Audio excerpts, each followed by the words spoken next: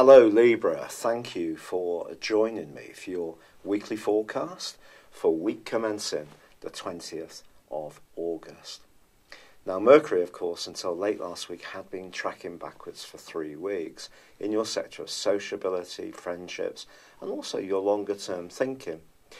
But the Sun has been here as well, and of course there has been a very potent partial solar eclipse. So in general, you may have been thinking quite a lot about your direction of travel.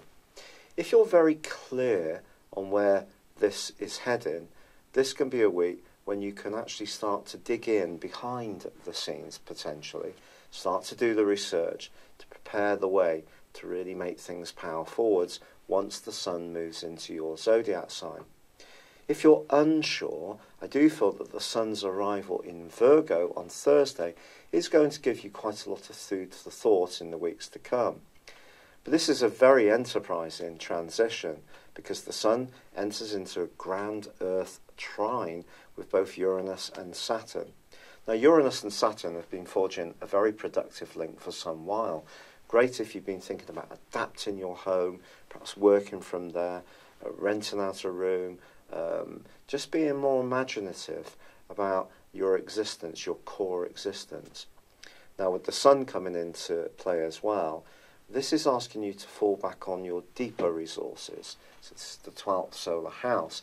This is about your more spiritual and emotional resources. So you can bring these to bear as well. So being the logical sign you are, obviously rationalising everything is a big part of your nature. But you're being asked to just tune in a little bit to the atmosphere of situations, to give yourself the permission to listen to your sixth sense, to be guided not so much by logic, but by feelings.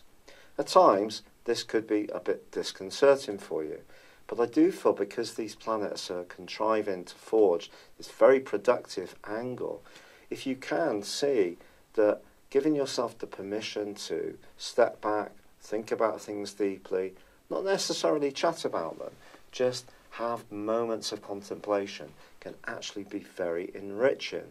Now Mercury, which ended that backward journey last week, forges a right angle to Jupiter towards the end of this week. There could be someone that you're close to, a friend or a cause or a group of people, which could turn out to be quite fortunate for you in the second half of this week. Also Venus, your ruler, is in a right angle with Pluto. This is more complex. Pluto continues in your, Venus continues in your sign, which gives you the ability to attract good things to you.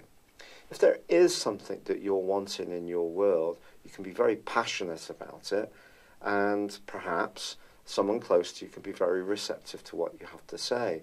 But Venus square Pluto can be a green light for people being a bit cunning, especially around desires, particularly around money and lust. So if you do encounter someone who's offering something which seems very tantalizing and titillating, just proceed with a bit of caution. Now there is a full moon as this week winds down, and this is just suggesting to you, I feel, that the sacrifice inside of your nature, which has been so much to the fore since 2012 when Neptune swept into the sign of Pisces, that is going to come up again over the next couple of weeks.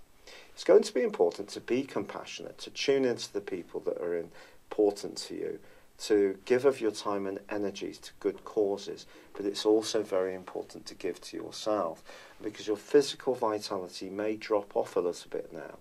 Just trim back your activities and make sure that your needs are being met as well. It's a case of healer, heal thyself, if you like. And with Mars finally ending its retrograde at the end of this week, something we can all celebrate in the sign of Capricorn, it could be quite a lot of activity around your home or emotions, around family or more personal issues. It's been a real pleasure being with you, Libra. I'd love it if you would like or comment on this video, or if you've yet to do so, please do subscribe to this channel. Thank you.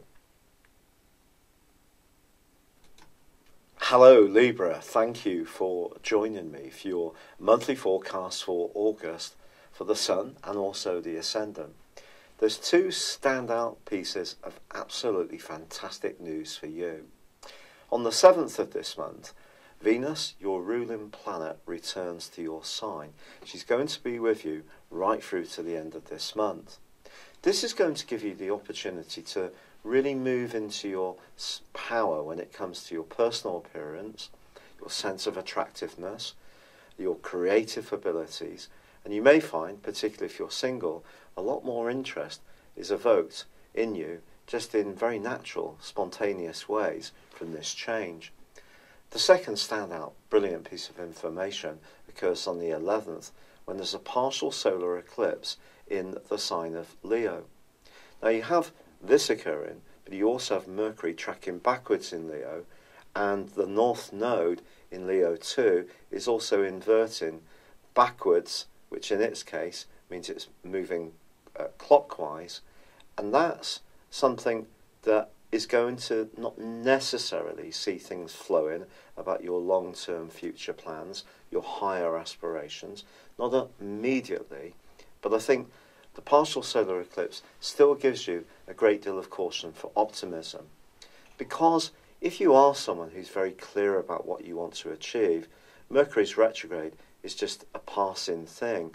It's possible that this energy will play out more around your social world or even friendships.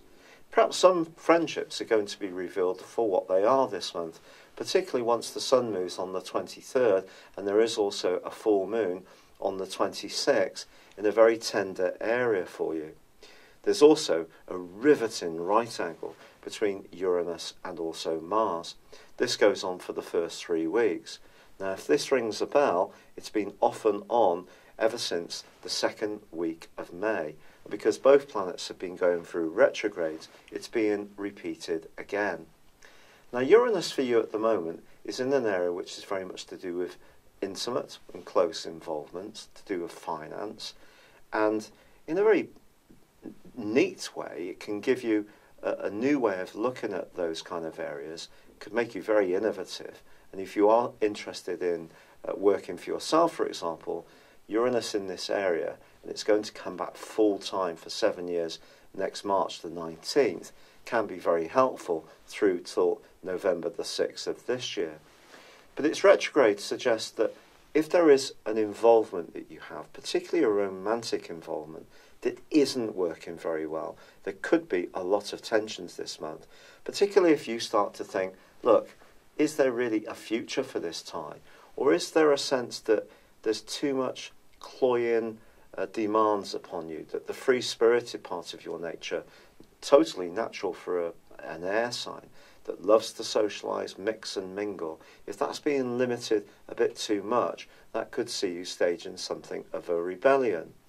Now, ironically, on the 13th, Mars is going to invert backwards into the sign of Capricorn, but the right angle, the square, is going to continue for another week. Now, Mars is going to be in this area for 1 month. And of course, you already have Saturn and Pluto here too. And this is all about home, family, and emotions.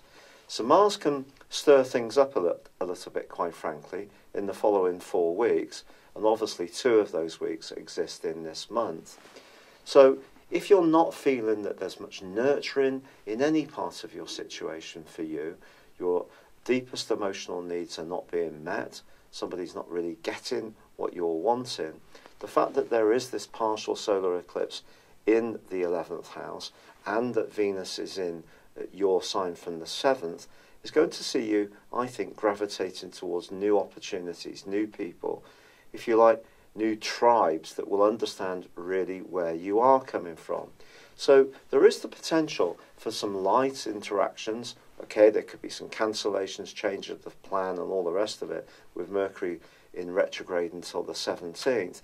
But that's going to go forwards from the 18th.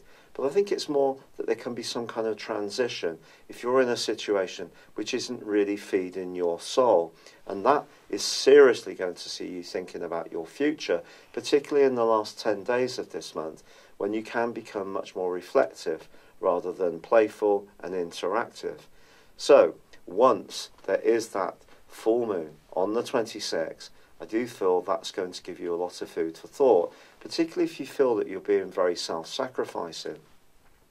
However, in a more productive way, if you are looking at property renovation or moving to somewhere that fits your needs or working from home, the angle between Uranus and Saturn, which goes on all month, can be very providential. Also, Jupiter is forging a great link to Neptune too. And by being self-sacrificing, it actually could be good for you, particularly professionally. So if you work in a role which is about care, or looking after people in some way, or provision of services, then it can be very positive. So it's all about nuances, something that you have a great appreciation of.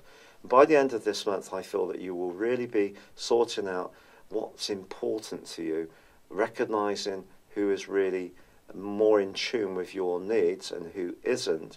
And there could be some key decisions that you do need to make. So whilst a lot of astrologers will be talking about the fact that Uranus goes retrograde from the 7th, and of course Mars and Mercury, and we already have Neptune and Pluto in retrograde, I think the bigger picture really is about Mars squaring Uranus and the need for you to really feel that you're valued. And that's going to be something that becomes a much rawer, much more visceral issue for you in the second half of this month. For now, it's been a real pleasure being with you. I'm sorry this video is coming to you late. I haven't been so well recently with rheumatoid arthritis because it's relatively newly diagnosed. I'm still getting to terms with the treatment regime and all the good natural stuff I'm taking too. So thank you for your patience. I'd love it if you would like, comment or subscribe to my channel if you've yet to do so. But for now, good luck and goodbye. Hello, thank you so much for watching my video. I'd love you to join me at my Horoscope Ace app. You can find this at www.horoscope-ace.com. You can use it through Android, iOS, Apple or Facebook.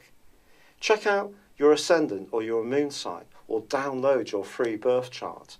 There's all your favourite videos, plus there are daily, weekly, monthly and yearly horoscopes for general, love, Chinese and Indian astrology.